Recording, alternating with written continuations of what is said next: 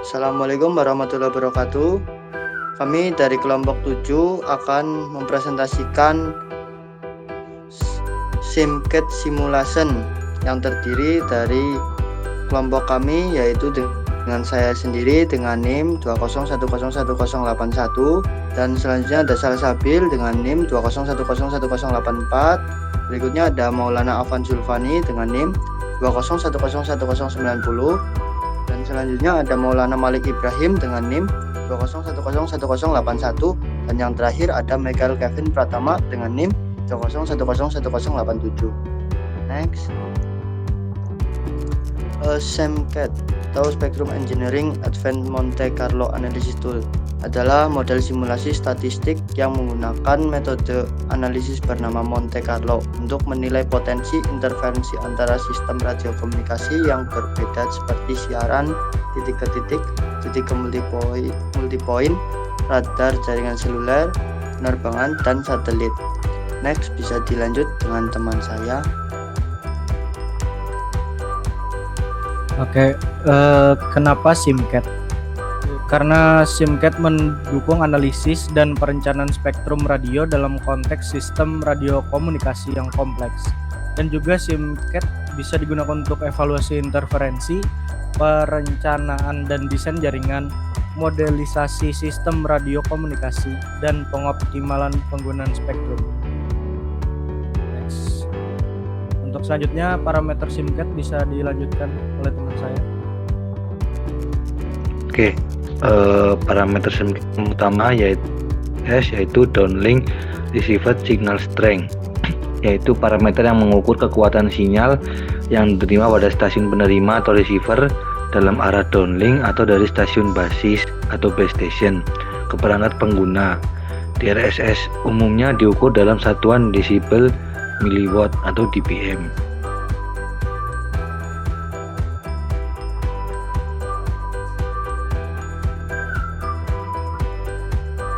Next. Yang kedua yaitu IRSS, Inverse Received Signal Strength, yaitu mengukur kekuatan sinyal yang diterima pada stasiun penerima dalam arah uplink atau dari perangkat pengguna ke stasiun basis. IRSS memberikan informasi tentang seberapa kuat sinyal yang dikirimkan oleh perangkat pengguna ke jaringan.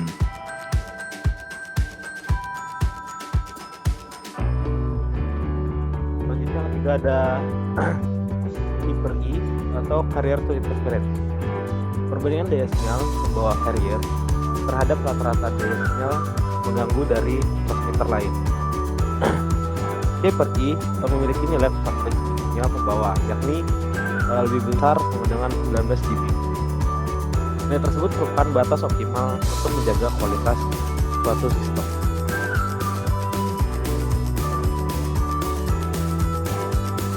Oke, selanjutnya ini adalah gambar suatu sinyal informasi yang dikirimkan antar BDS atau antar antena. Di sini terdapat 4 buah BTS base station. Yang pertama, yang di sebelah kiri ada interfering link receiver. Itu adalah antena sebagai penerima. Sedangkan di sisi yang bawah itu ada interfering link transmitter ILT. Itu adalah antena yang digunakan sebagai pengirim. Nah, di sini bisa dikatakan seperti terdapat dua skema dalam pengiriman suatu sinyal informasi. Nah, bisa dilihat di sini juga di bagian antena yang victim link receiver atau VLR itu terdapat arah panah, yaitu di RSS. Itu adalah suatu parameter yang terdapat pada SIMCAT. Dan juga ada parameter IRSS, itu bisa juga dikatakan kebalikan dari DRSS. Nah, di bagian sebelah kanan itu adalah gambaran semacam cakupan atau juga area uplink dan juga downlink dari suatu base station. Nah, bisa dilihat di situ ada sebuah mobile station yang memberikan arah uplink maupun downlink dalam suatu pengiriman sinyal informasi. Oke, next. Nah, mungkin kita akan langsung saja pada simulasi step by step dalam penggunaan software SimCAD simulation. Oke. Untuk step by step SimCAD tersebut, yang pertama yaitu menggunakan link untuk masuk ke website SimCAD tersebut. Yang kedua itu masuk ke website SimCAD, scroll sedikit hingga ke menu download, pilih current official version seperti gambar yang di bawah. Setelah itu yang ketiga ada mengklik current official version, terdapat registration form yang dimana diwajibkan untuk mengisi first name dan last name, email, organization, country, serta work area. Setelah terisi, klik register dan download. Next.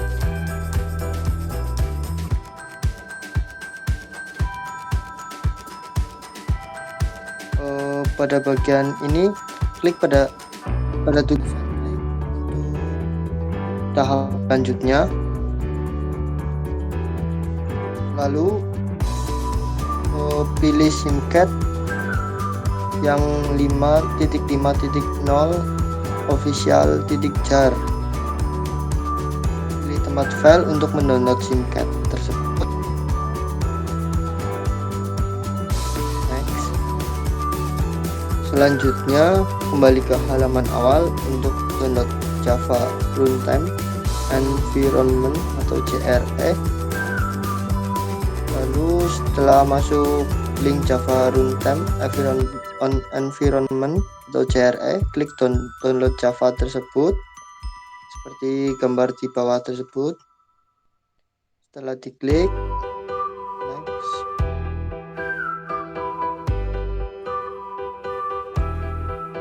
Buka file Java exe untuk lanjut ke proses install. Setelah dibuka, pada tahap ini langsung saja klik install dan tunggu hingga proses selesai.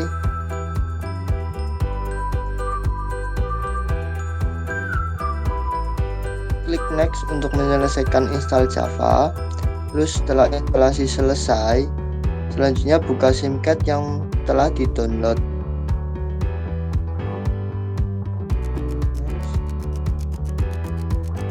Buka SimCAD menggunakan Java TM atau platform SE binary.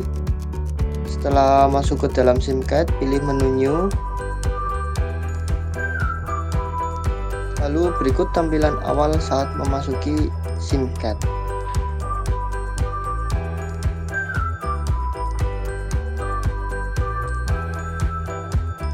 Untuk halaman pertama yang perlu dilakukan ialah membuat sistem kerja yang ingin dibuat. Di sini untuk sistem kerjanya bernama bandara udara atau bandar udara. Setelah membuat nama di dalam sistem kerja tersebut terdapat VLR di bagian receiver yang namanya akan dibuat menjadi ATC_RX. Kemudian di bagian transmitter terdapat VI yang namanya akan dibuat menjadi pilot pesawat _TX.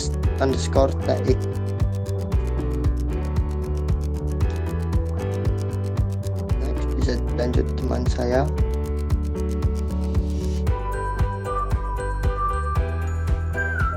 Oke, selanjutnya setelah selesai, selanjutnya membuat sistem kerja interferensi sistem link dengan cara menduplikat sistem kerja yang ada dengan mengklik logo berikut seperti di gambar. Selanjutnya setelah diduplikat, tampilannya akan berubah menjadi berikut. Untuk selanjutnya diduplikat, ubah nama sistem kerja yang telah diduplikat. Di sini untuk sistem kerjanya dinamakan Auri.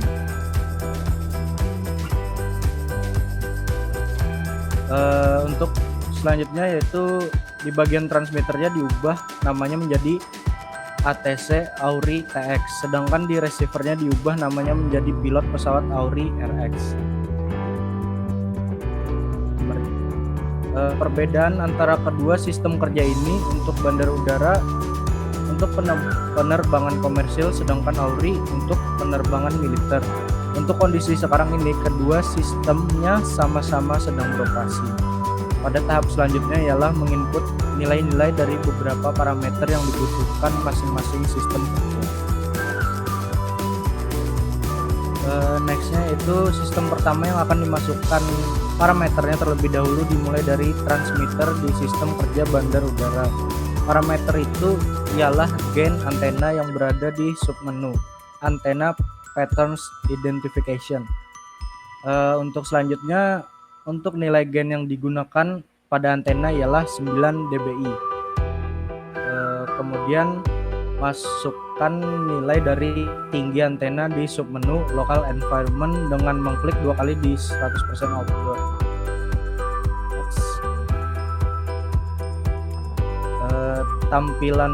Tampilannya setelah mengklik 2 kali pada 100% outdoor akan seperti yang ada di gambar.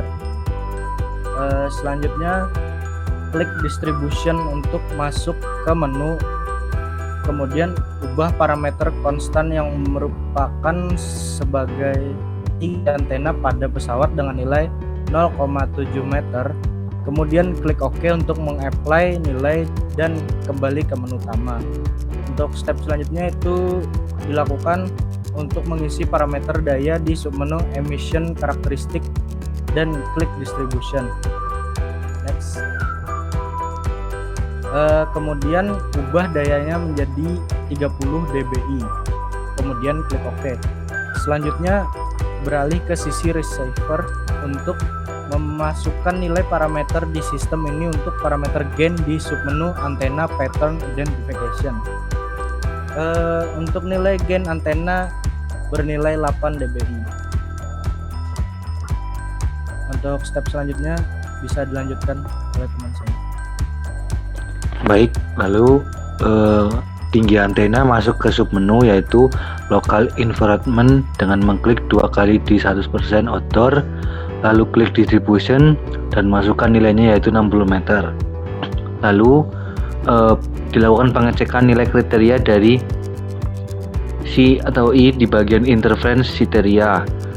Lalu untuk nilai di sini sudah terisi otomatis karena nilai ini sudah mengikuti ketentuan dari aturan radio ATU atau National Telecommunication Union. Lalu selanjutnya ke positioning and propagation dan mengisi jarak relatif location pada delta X. Lalu klik distribution dan masukkan nilai 20 km. Lalu menuju ke bagian propagation model, lalu klik pada library. Kemudian pada library pilih model propagasi ATU RP525 free space. Lalu menentukan frekuensi kerja dari pilot dengan mengklik distribution pada general. Lalu untuk frekuensi yang digunakan bernilai 119 MHz karena frekuensi ini termasuk rentang alokasi frekuensi penerbangan. Lalu beralih ke sistem kerja Auri. Selanjutnya klik transmitter untuk memasukkan gain pada antena yang berada pada antena pattern identification. Untuk nilai antenanya yaitu 7 dBi. Lalu ke submenu pada local environment untuk mengatur tinggi antena yang digunakan. Dan pada bagian ini mengeklik 2 kali pada pilihan 100% outdoor. Lalu pada tahap ini pilih distribution untuk dan masukkan nilai 50 meter yang sebagai dari tinggi antena. Lalu daya, klik distribution yang berada pada emission karakteristik. Untuk nilai daya yang digunakan bernilai 33 dBm. Kemudian dilanjutkan dengan oleh teman saya.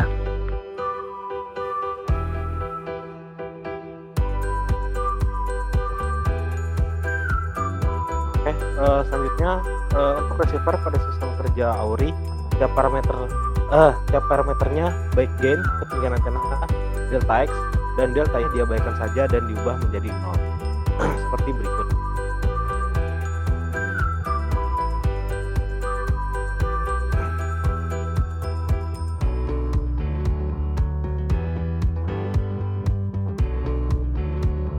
Untuk frekuensi kerja pada AORI menggunakan nilai 125 MHz. Untuk mengubah nilai frekuensi tersebut terdapat pada general di default frekuensi. Untuk propagasi yang digunakan menggunakan propagasi ITU RP525 atau Fishpace yang dapat diganti di library pada propagation model. Setelah selesai memasukkan semua parameter pada setiap sistem kerja, selanjutnya pilih menu skenario untuk melakukan simulasi. Pada menu skenario, pilih ikon tambah untuk menambahkan sistem kerja yang sudah dibuat, yaitu AORI. Selanjutnya, hapus sistem bandar udara dan memilih bandar udara, kemudian klik ikon tong sampah. Selanjutnya, konfigurasi jarak antara ITC bandar udara dengan ITC AORI dan pada submenu relative positioning, dan kemudian pilih distribution pada delta X. Untuk jaraknya bernilai 2,5 km.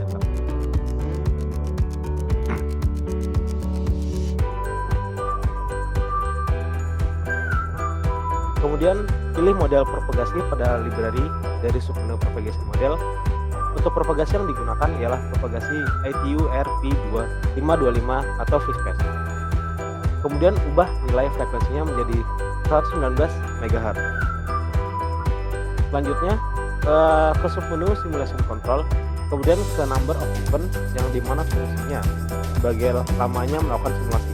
Pada simulasinya ini nilai untuk lamanya melakukan simulasi ialah 10 detik.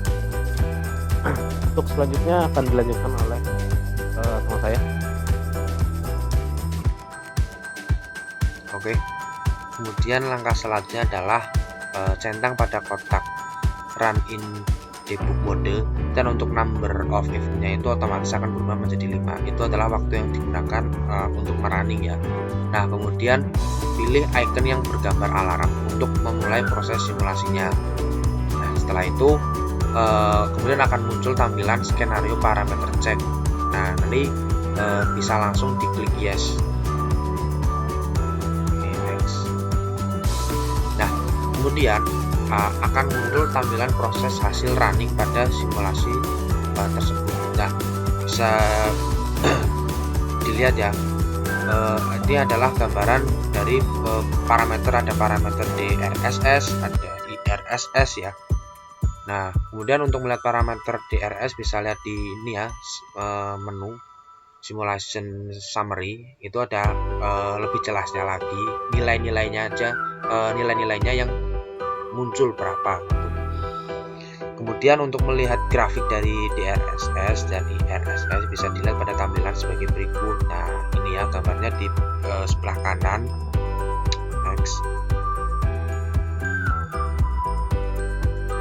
Nah, setelah itu untuk parameter sebelumnya yang sudah dimasukkan dapat dilihat pada bagian result ya, bagian hasil.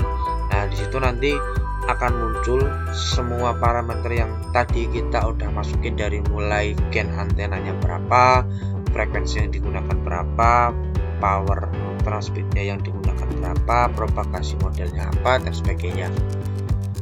Kemudian untuk melihat parameter C per I dapat dilihat pada bagian interference calculation. Pada interference calculation akan melakukan kalkulasi dari C per I berdasarkan nilai dari DRSS dan IRSS yang sudah didapatkan.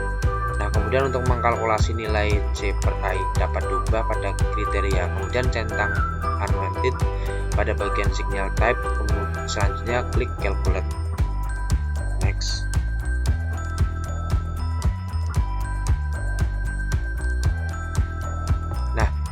Kemudian setelah dikalkulasi akan muncul ya grafik dari parameter C per I. Nah, terus juga di situ akan muncul nilai probabilitasnya berapa. Nah, di sini muncul nilai probabilitasnya itu 1. Nah, apabila probabilitas itu bernilai 0, maka nilai dari C per I itu berada di atas atau sama dengan 19 dB. Sedangkan apabila nilai probabilitasnya itu 1, maka nilai C per I itu berada di bawah standar ketetapan yang sudah ditentukan, yakni 19 dB. Dari nilai C per I yang sudah dihasilkan, sistem ATC bandar udara berpotensi mengalami interferensi dari sistem ATC di auri. Baik, sekian presentasi dari kelompok kami. Bila ada salah kata, mohon maaf sebesar-besarnya. Terima kasih. Wassalamualaikum warahmatullahi wabarakatuh.